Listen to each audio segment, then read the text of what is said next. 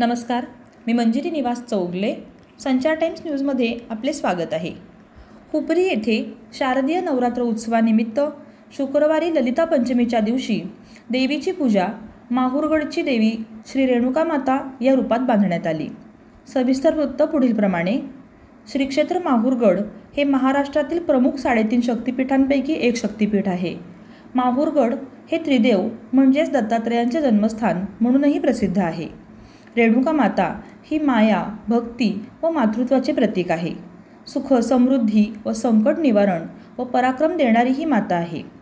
रेणुका ही परशुरामाची माता व जमदग्नी मुनींची पत्नी होय. ही आदिमाया पार्वतीचे रूप मानली जाते. त्या सप्तमातृकांपैकी एक आहेत. एका प्रसंगात परशुरामाने वडिलांच्या आज्ञेवरून आईचे शिर धडावेगळे केले, परंतु नंतर तपश्चर्येने आई पुन्हा प्रकट झाली व तिला अमरत्व आणि देवीपण प्राप्त झाले, अशी आख्यायिका सांगितली जाते.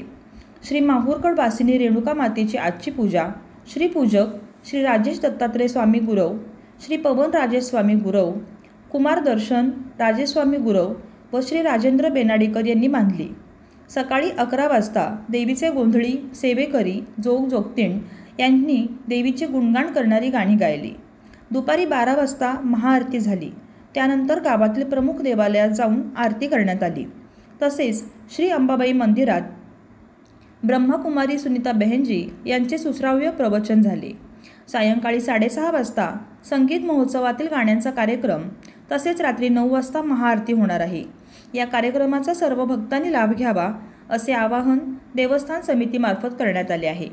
संचार टाइम्ससाठी प्रतिनिधी अल्लाउद्दीन मुल्ला.